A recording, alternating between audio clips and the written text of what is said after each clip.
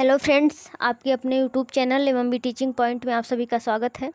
इस चैनल पर UP triple SC पेट 2022 और मुख्य सेविका की तैयारी मुख्य रूप से करवाई जाती है, जिसमें हम मुख्य सेविका का सिलेबस कंप्लीट करवा रहे हैं। होम साइंस का पार्ट हम ख़त्म कर दिए हैं, अब सोशियोलॉजी का पार्ट ख़त्म कर रहे हैं, जिसमें आज का हमारा टॉपिक है परिवार का अर्थ एवं परिभाषा। इससे पहले हम विवाह पे वीडियोज़ बना चुके हैं, विवाह पे हमारी वीडियोज़ पढ़ चुकी हो, उसको देख लीजिएगा। आज परिवार पे हमारी वीडियोज है, ठीक है। तो इसमें है परिवार का अर्थ एवं परिभाषा। परिवार के बारे में हम आपसे डिस्कशन करेंगे और किस तरह से क्वेश्चन आएंगे उसको हम बताएंगे। इससे पहले आपको एक छोटा सा इन्फॉर्मेशन दे देते हैं। मेरी वीडियोज जो है यूट्यूब पर बिल्कुल फ्री ऑफ कॉस्ट है, जबकि इसका नोट्स और पीडीएफ के लिए आपको 199 का पेमेंट करना पड़ेगा। डिस्क्रिप्शन बॉक्स में लिंक दे दी गई है। जैसे ही आप पेमेंट करेंगे आपको एक लिंक मिलेगा टेलीग्राम पे, वहाँ पे सारे नोट्स और पीडीएफ प्रोवाइड किए जाते हैं, ओके। और मैं आपको विश्वास दिलाती हूँ, मेरा जो नोट्स है बिल्कुल एक्यूरेट है, अकॉर्डिंग टू मुख्य सेविका के सिलेबस के अनुसार है। तो आई होप अगर से आपको पसंद आ रहा है वीडियो तो देखिए और ज़रूर परचेज कीजिए, ओके। देन हम चलते हैं परिवार का अर्थ एवं परिभाषा। इसकी अवधारणा पहले बतानी है और इसके परिवार क्या होता है, इसका क्या काम है, क्या फंक्शन है, कितने टाइप्स के परिवार होते हैं, हमारे शास्त्रों में परिवार के बारे में क्या कहा गया है, उसके बारे में चर्चाएं करते हैं, ओके। तो परिवार का अर्थ एवं परिभाषा।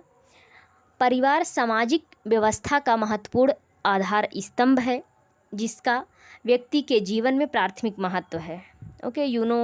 परिवार जो है ये सामाजिक व्यवस्था का महत्वपूर्ण आधार है और इसका जीवन में प्राथमिक महत्व होता है। परिवार सामाजिक संगठन के लिए एक सार्वभौमिक एवं सार्वकालिक निर्माण इकाई है। परिवार के द्वारा ही सामाजिक संबंधों का निर्माण होता है। परिवार के द्वारा ही सामाजिक संबंधों का निर्माण होता है, जो समाजशास्त्र की विषय वस्तु है, ओके।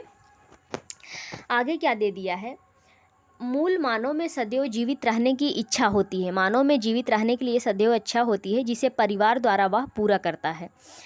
मालिनोवस्की क्या बोले हैं, मालिनोवस्की बोले हैं, वो कहते हैं कि परिवार ही एक ऐसा समूह है जिसे मनुष्य पशु अवस्था से अपने साथ लाया है। परिवार ही एक ऐसा समूह है जिसे मनुष्य पशु अवस्था से ही अपने साथ लाया है। पशु अवस्था से अपने साथ लाया है, इसका मतलब कि पहले मानव जो है वो पशु के समान होता था। यानी कि आप लोग जानते हैं ना कि हम लोगों का जो विकास हुआ है वो पहले हम लोग बंदर हुआ करते थे, बंदर से ही ग्रो करके उसका डेवलपिंग मतलब उसका न्यू वर्जन मानव हुआ है। तो ये जो परिवार है यह एक ऐसा समूह है जिसे मनुष्य पशु से ही, यानी कि स्टार्टिंग से ही पशु अवस्था से ही अपने साथ लेकर आया है, आज वही परिवार के रूप में जाना जाता है, ओके। परिवार क्या होता है, परिवार क्या होता है, परिवार एक ऐसी संस्था है जिसकी परिभाषा ऐसे नहीं दी जा सकती है जो सभी देश कालों परिवार के लिए सही हो। इसका मुख्य कारण यह है कि परिवार के रूप एक संस्कृति से दूसरी संस्कृति में बदलते रहते हैं। कहीं पर एक विवाह प्रथा मान्य है तो कहीं पर बहुविवाह। एक विवाह और बहुविवाह का प्रभाव परिवार पर पड़ता है। परिवार पर पड़ता है। इन्हीं सब बातों को दृष्टि में रखते हुए डनलप महोदय ने क्या कहा है कि परिवार की कोई सार्वभौमिक परिभाषा नहीं दी जा सकती है। डनलप महोदय का कहना है कि परिवार जो है, परिवार को एक निश्चित शब्दों में हम बांध नहीं सकते, परिवार का कोई हम निश्चित परिभाषा नहीं दे सकते हैं, क्योंकि परिवार का जो स्वरूप होता है और परिवार का जो डिफिनीशन होता है अकॉर्डिंग टू काल और परिस्थिति बदलता रहता है। वहाँ के भौगोलिक स्थिति, राजनीतिक स्थिति और वहाँ का जो सामाजिक स्ट्रक्चर है उसके अनुसार परिवार का जो स्वरूप होता है वो बदलता रहता है। क्योंकि रीज़न बताते हैं, क्योंकि कहीं कहीं पे एक पत्नी विवाह है, एक पत्नी विवाह लागू है, तो जहाँ पे एक पत्नी विवाह लागू है उसमें उसका डिफिनीशन ये दिया जाता है, जहाँ पर पति हो और उसकी एक पत्नी हो और उसके बच्चे हो तो उसको परिवार बोलते हैं, ओके। लेकिन जहाँ पे बहुपत्नी व्यवस्था है या बहुपति व्यवस्था है, वहाँ पे क्या होता है, वहाँ पे होता है, यह बोला जाता है कि जहाँ पे पति पत्नी, उनकी 2-4 पत्नियाँ, 2-4 पति और उनके जो बच्चे हों वो लोग रहते हैं तो उनको परिवार बोलते हैं। बातें समझ में आई होप आप समझ गए होंगे। इसलिए परिवार को पर्टिकुलर एक उसका डिफिनीशन देना, उसको एक सामाजिक संगठन में सामाजिक स्वरूप प्रदान करना, ये तर्कसंगत नहीं है, इसको हम नहीं कह सकते। इसीलिए डनलप जो है, डनलप महोदय कहते हैं कि परिवार की कोई सार्वभौमिक डिफिनीशन नहीं है। ओके, समझ में आ गया आपको? ओके, देन क्या दिया है, नेक्स्ट क्या दे दिया है, परिवार को साधारणतः एक ऐसे समूह के रूप में परिभाषित किया जा सकता है जिसमें पति, पत्नी और उनके बच्चे पाए जाते हैं तथा जिसमें इन बच्चों की देखरेख तथा पति पत्नी के अधिकार व कर्तव्य का समावेश होता है। इसमें क्या दिया है, परिवार को एक समूह के रूप में, क्योंकि परिवार शब्द से ही हमें समूह का भाव बोध होता है। तो अगर से क्वेश्चन में ऐसे आता है कि परिवार जो है समूह का एक रूप है, तो हाँ, परिवार एक समूह है, क्योंकि परिवार से समूह का ही बोध होता है, जिसमें पति होते हैं, पत्नी होते हैं और उनके बच्चे होते हैं। इसके साथ साथ पति पत्नी के जो कर्तव्य होते हैं उनका भी समावेशन होता है। बातें समझ में आई? क्लियर हुआ? पति पत्नी के जो कर्तव्य, यानी कि पति का पत्नी के प्रति क्या कर्तव्य है, दायित्व है, और पत्नी का पति के प्रति क्या दायित्व है, बच्चों का माता पिता के प्रति क्या है, माता पिता का बच्चों के प्रति क्या है, ये दायित्व भी होता है। तो उन्हीं के समावेशन को परिवार कहते हैं। सिंपल में परिवार जो है एक समूह के रूप में इसको परिभाषित किया जा सकता है जिसमें पति पत्नी बच्चे और उनके कर्तव्यों का समावेशन होता है, उसे परिवार कहते हैं। क्लियर? ओके, परिवार की परिभाषा माइकाइवर एवं पेज के अनुसार देखिएगा, माइकाइवर जो है सबसे बड़े समाजशास्त्री माने जाते हैं। इनके अनुसार जो डिफिनीशन दिया गया है वो सर्वमान्य डिफिनीशन है। उनका कोई जो है हस्तक्षेप किया है, लेकिन बहुत माने जाने समाजशास्त्री माने जाते हैं। माइकाइवर एवं पेज के अनुसार ये क्या बोलते हैं परिवार की परिभाषा, परिवार निश्चित यौन संबंध द्वारा परिभाषित एक ऐसा समूह है जो बच्चों के जनन और लालन पालन की व्यवस्था करता है। यानी कि परिवार यौन संबंध द्वारा परिभाषित एक ऐसा समूह है जो बच्चों के जनन, यानी कि बच्चों को जन्म देना और उनके लालन पालन की व्यवस्था करता है। यानी कि परिवार में ही बच्चों की लालन पालन की व्यवस्था की जाती है, उसको इन्होंने परिवार का स्वरूप माना है। ये किसके अनुसार है? माइकाइवर एवं पेज के अनुसार। क्लियर? ओके, आगे क्या दिया है, परिवार में इस प्रकार ये बताए हैं कि परिवार के 5 तत्व उल्लेखित किए जा सकते हैं। यानी कि परिवार के 5 तत्व। अब ये तत्व क्या होते हैं? जैसे हमारे बॉडी में पार्ट होते हैं ना, कि ये मेन पार्ट होना चाहिए। जैसे हमारे बॉडी में पार्ट होते हैं, सपोज दैट हमारे बॉडी के पार्ट जैसे आई हुआ, नोज़ हुआ, माउथ हुआ, ये सब मिल करके ही हमारे बॉडी एक बनाई है। अगर से ये सब हमारे बॉडी में नहीं रहता तो हम उसको पूर्ण बॉडी नहीं बोलते ना। ये सब तो ये पार्ट है, हम अपने बॉडी से इनको अलग करके हम पूर्ण बॉडी की कल्पना नहीं कर सकते। उसी तरह से कुछ तत्व बताए गए हैं, कुछ एलिमेंट्स बताए गए हैं इसको, जिसके परिवार के लिए जो होना बहुत ही ज़रूरी है। ये क्या है, क्या बताए गए हैं 5 तत्व? इसमें बताया गया है स्त्री और पुरुष का यौन संबंध होना जरूरी है। क्लियर? यौन संबंधों को विधि पूर्वक स्वीकार किया जाता है, यानी कि पति भी स्वीकार करे और पत्नी भी स्वीकार करे। ओके, नेक्स्ट दिया है संतानों की वंश व्यवस्था, यानी कि एक वंश से दूसरे वंश संतानों को एक्सेप्टेंस होना चाहिए। बात समझ में आई? सहनिवास का मतलब साथ निवास कर रहे हो वो लोग। पहला क्या हुआ? पहला दिया स्त्री पुरुष का यौन संबंध होना चाहिए, यौन संबंधों को विधि पूर्वक स्वीकार किया जाना चाहिए, संतानों की वंश व्यवस्था होनी चाहिए, सहनिवास होना चाहिए। ये इतना मेन तत्व होना बहुत ही ज़रूरी है। किसके लिए? एक परिवार के लिए। बातें समझ में आ गई यहाँ तक? अभी तक हमने आपको परिवार का डिफिनीशन बताया, परिवार के लिए क्या होना चाहिए ये बताए हैं हम आपको। ओके, आगे परिवार की विशेषताएं हैं। ठीक है, परिवार की विशेषताएं क्या क्या, इसके मुख्य विशेषताएं होनी चाहिए परिवार के, वो दे दिया है। पहला है सार्वभौमिकता। इसमें क्या दे दिया है? परिवार एक सार्वभौमिक इकाई है। परिवार हर समाज, हर काल, देश, परिस्थिति में पाए जाते हैं। चाहे वो अमेरिका हो, चाहे रसिया हो, चाहे चाइना हो, चाहे भारत हो, परिवार हर जगह पाया जाता है।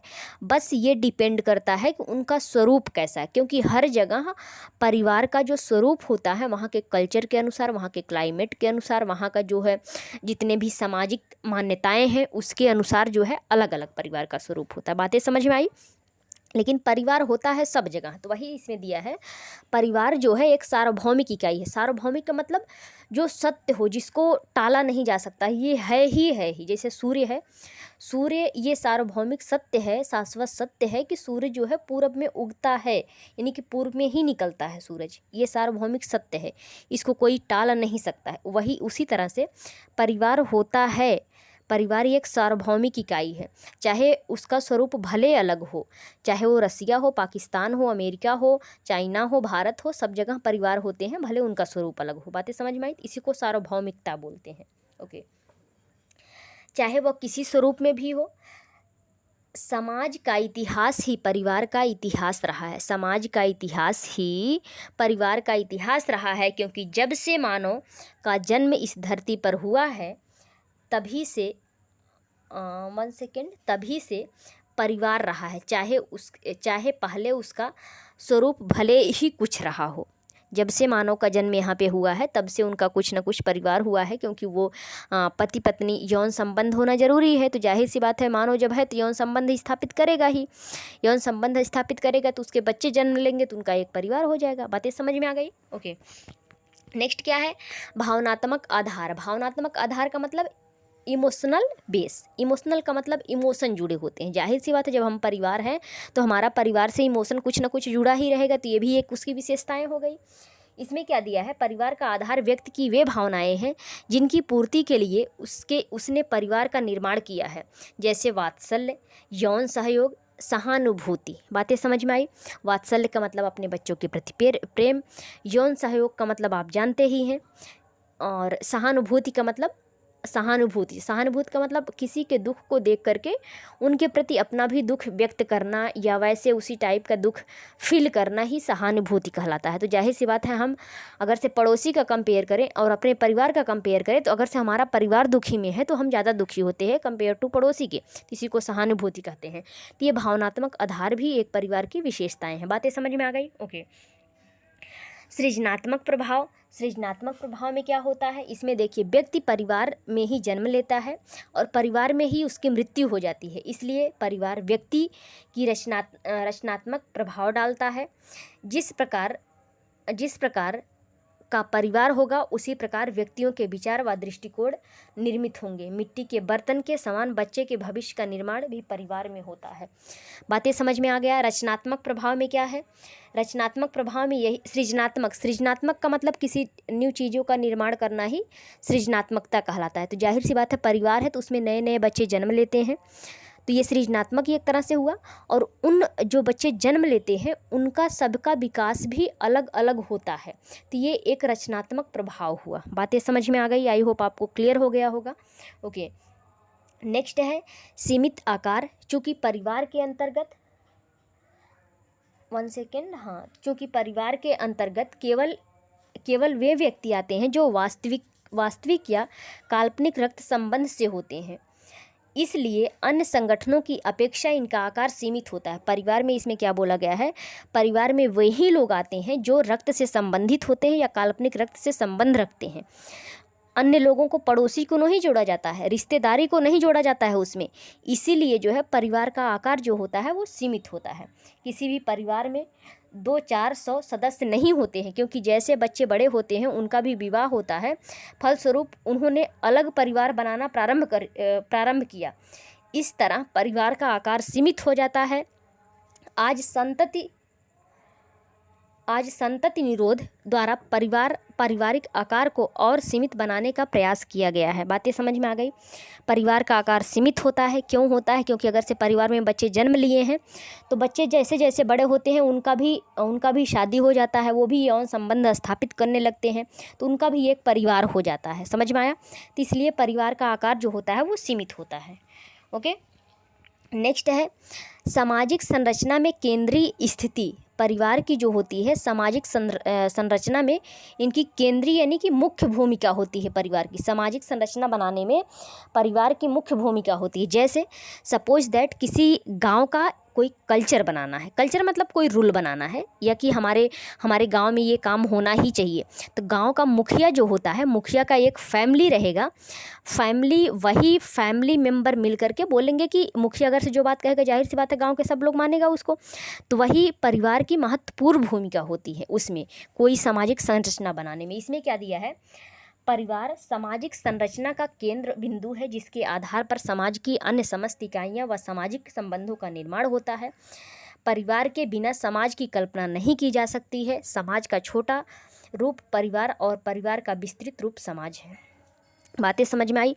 परिवार का छोटा रूप, समाज का छोटा रूप परिवार है और परिवार का बड़ा रूप समाज है। समझ में आया ये? तो ये क्वेश्चन पूछ सकता है, समाज का छोटा रूप यानी कि समाज को अगर छोटे रूप में देखें तो वो परिवार होता है, क्योंकि समाज में बहुत सारे रूप लोग होते हैं जबकि परिवार में छोटे लोग। तो समाज का छोटा रूप परिवार है और परिवार का बड़ा रूप समाज है। बातें समझ में आ गई? सदस्यों का उत्तरदायित्व होता है इसमें। परिवार का आकार सीमित होता है लेकिन सदस्यों का उत्तरदायित्व असीमित होता है। परिवार का आकार सीमित होता है लेकिन जो सदस्य होते हैं उनका उत्तरदायित्व असीमित होता है, जबकि अन्य संगठन कृत्रिम है, इसलिए उनके सदस्यों की जिम्मेदारी सीमित नहीं है। प्राथमिक समूह होने के नाते परिवार में इनके सदस्यों की जिम्मेदारी और भी बढ़ जाती है और परिवार में व्यक्ति को हर कार्य अपना समझ कर करना पड़ता है। ये हमारा हो गया परिवार की विशेषताएं, इतना हम बताए हैं। समझ में आया आपको? क्या क्या विशेषताएं बताए हैं उसको आप नोट डाउन करते जाइएगा। पहले सार्वभौमिकता बताए हैं, भावनात्मक आधार बताए हैं, सृजनात्मक आधार बताए हैं, सीमित आकार बताए हैं और इसमें समाज की केंद्रीय इकाई बताए हैं। 4-5 विशेषताएं हम बताए हैं जो आपको याद करनी चाहिए। ओके, समझ में आया? अगर से इसमें से पूछ देता है परिवार की कौन सी विशेषताएं नहीं है या कौन सी है, तो आपको ये लगाना पड़ेगा। पहला फिर से मैं रिवीजन कर देती हूँ। पहला जो है सार्वभौमिकता है, दूसरा सीमित आकार है, तीसरा संरचनात्मक इकाई है, चौथा जो है सृजनात्मक इकाई है, पांचवा जो है समाज की केंद्र बिंदु होता है परिवार। ओके, सामाजिक संरचना का केंद्र बिंदु होता है। तो ये इनकी विशेषताएं हैं। अब दिया है सामाजिक नियंत्रण में, ये भी एक विशेषताएं ही है। सामाजिक नियंत्रण में सहायक होता है परिवार जो होता है। जैसे समाज में ये काम करना है, ये काम नहीं करना है, तो परिवार के लोग बताते हैं कि ये काम कीजिए, ये समाज के अगेंस्ट है, ये नहीं करना चाहिए, तो वो एक तरह से सामाजिक नियंत्रण करते हैं। इसमें क्या दिया है, परिवार सामाजिक नियंत्रण की एक उचित विधि है। परिवार प्राथमिक समूह है, इस कारण व्यक्ति परिवार के व्यवहारों पर नियंत्रित रखता है। परिवार सामाजिक नियंत्रण का औपचारिक अनौपचारिक साधन है जिसके द्वारा व्यक्ति वास्तविक रूप से नियंत्रित रहते हैं। ठीक है। अब परिवार के प्रकार, यहाँ परिवार के प्रकार दे दिया है। परिवार के प्रकार अलग अलग प्रकार के होते हैं। अब देखिए क्या दिया है। मानव समाज में वैसे विभिन्न प्रकार के परिवार पाए जाते हैं, लेकिन सुविधा की दृष्टि से परिवार को 6 आधारों सत्ता, वंश, उत्तराधिकारी, निवास स्थान, विवाह तथा सदस्य संख्या या आकार पर विभाजित किया जाता है।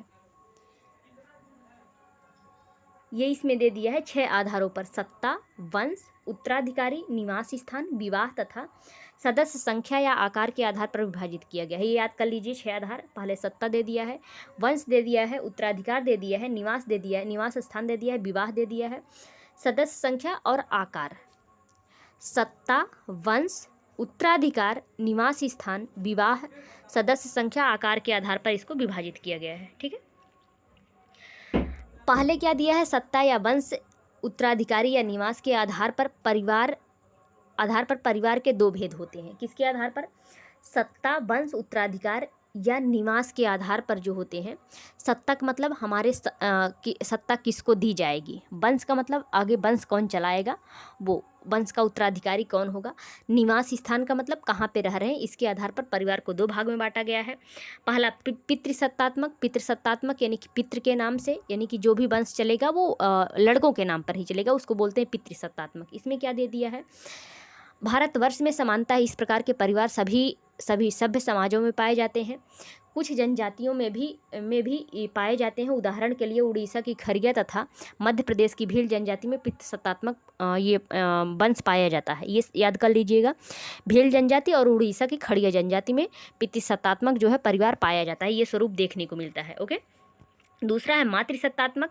मातृसत्तात्मक को मातृवंशी, मातृनामी या मातृस्थानी भी कहा जाता है। मातृस्थानी, मातृनामी या मातृवंशी कहा जाता है। मातृसत्तात्मक में क्या होता है, पुत्रियों का अधिकार होता है, यानी कि अगर से हमारे संपत्ति की नेक्स्ट हिस्सेदार कौन होगी, वो पुत्री होगी। इसमें क्या दिया है, परिवार अधिकतर इस प्रकार के परिवार ब्रह्मपुत्र के दक्षिण की ब्रह्मपुत्र के दक्षिण, यानी ब्रह्मपुत्रा जो नदी है उसके दक्षिण में कौन आ जाएगा हमारा, ये ब्रह्मपुत्रा के दक्षिण में जो आएंगी ये आ जाएगा, नागालैंड वगैरह आ जाए। तो इसमें खासी, गारो जनजाति, केरल के नायर और दक्षिण भारत के इरूला, कादुर, पुलायन आदि जनजातियों में पाए जाते हैं मातृसत्तात्मक, यानी कि वहाँ पे लड़कियों का ज़्यादा प्रेफरेंस दिया जाता है। जो लड़की ही घर की मालिक होती है, वही कहेंगी जो वही चलेगा। उनकी माँ के बाद बेटी होगी, बेटी के बाद उनकी बेटी होगी, ऐसे तब चलता रहता है मातृसत्तात्मक में। बातें समझ में आ गई।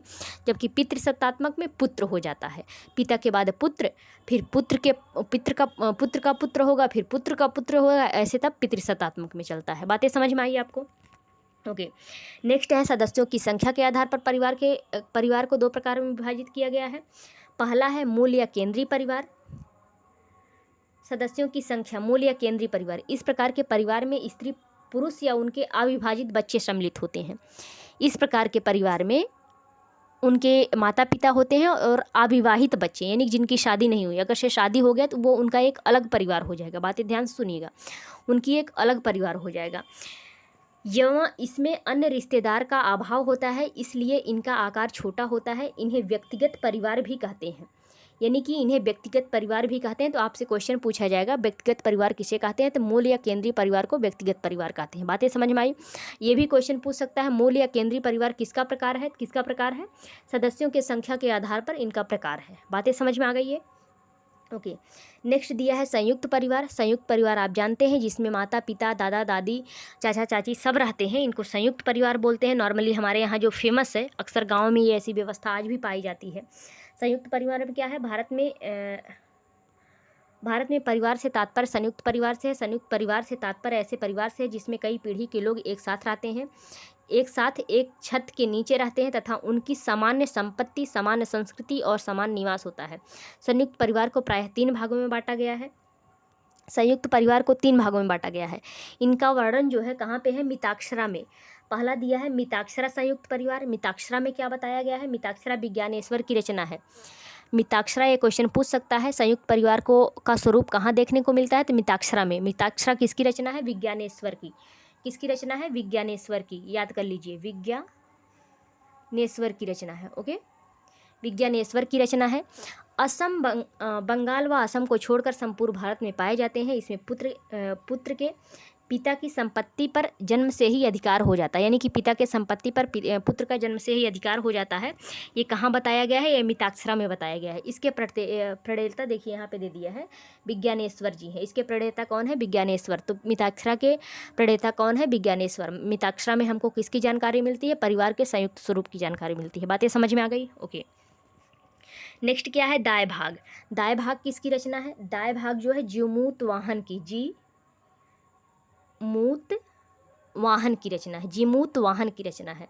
इसमें क्या बोला गया है, दाय भाग में क्या बोला गया है, बंगाल, असम में पाए जाते हैं। इसमें परिवार की मृत्यु, पिता की मृत्यु या उनके देने के बाद ही पुत्र संपत्ति पर अधिकार होता है। इसमें क्या दिया है, मिताक्षरा में क्या होता था कि मिताक्षरा में अगर से पिता के बाद जो है पुत्र जन्म ले लिया है तो पिता के बाद पुत्र का ही अधिकार होगा। लेकिन इसमें जो बताया गया है, दाय भाग में बताया गया है कि दाय भाग में अगर से पिता देता है तभी उनका अधिकार होगा पुत्र का, या तो पिता की मृत्यु के बाद ही उनका अधिकार होगा। पिता के मृत्यु के बाद होगा, या तो पिता उनके नाम देगा तभी उनकी अधिकार होगा, अदरवाइज नहीं होगा पुत्र का। बातें समझ में आ गई? आई होप दोनों में आप अलग करने में आप सही अच्छे से समझ गए होंगे। मिताक्षरा में बताया गया है कि पुत्र जैसे ही जन्म लेता है पिता के संपत्ति का अधिकारी हो जाता है। ओके। जबकि दाय भाग में बताया गया है कि पिता की मृत्यु के बाद वो अधिकारी होगा, या तो पिता पहले से ही बोल देंगे कि तुम ही मेरे संपत्ति के अधिकारी हैं। बातें समझ में आ गई? मिताक्षरा के जो रचयिता हैं वो विज्ञानेश्वर हैं। दाय भाग के रचयिता कौन है, जीमूत वाहन है। इसके प्रणेता जीमूत वाहन को माना गया है। ओके। नेक्स्ट है विस्तृत परिवार। यह संयुक्त परिवार का ही एक भेद है, जिसमें मूल परिवार के अलावा मूल परिवार के अलावा पति पत्नी के रिश्तेदार भी सम्मिलित होते हैं। आज की परिस्थिति कुछ भिन्न है। व्यक्ति अलग अलग दूर स्थानों पर नौकरी करते हुए भी अपने परिवार के धार्मिक क्रियाकलापों के में हिस्सा बताते हैं। इस प्रकार से उनका अपने परिवार के प्रति एक प्रकार का भावनात्मक लगाव होता है, जिसके कारण से हम इन्हें परिवार कहते हैं। आज इस प्रकार का परिवार बहुत ज़्यादा पाया जाता है, जिसमें मतलब वो एक साथ नहीं रहते हैं लेकिन दूर दूर रहते हैं, फिर भी भावनात्मक लगाव होता है। जैसे आज नहीं, गाँव में भी घर हो गया है, शहर में भी कुछ लोग शहर में रहते हैं, फिर भी अगर से कोई धार्मिक क्रियाकर्म होता है तो वो गाँव जाते हैं या गाँव से लोग शहर में आते हैं। तो इसको क्या बोलते हैं? इसी को बोलते हैं विस्तृत परिवार। समझ में आ गया? अब विवाह के आधार पर परिवार, विवाह के आधार पर भी परिवार को 2 पार्ट में डिवाइड किया गया है। एक विवाही यानी कि एक विवाही, इसमें जो होता है पुरुष एक ही स्त्री से विवाह करता है। आधुनिक सभ्य समाजों में एक विवाही परिवार ही मुख्यतः पाए जाते हैं।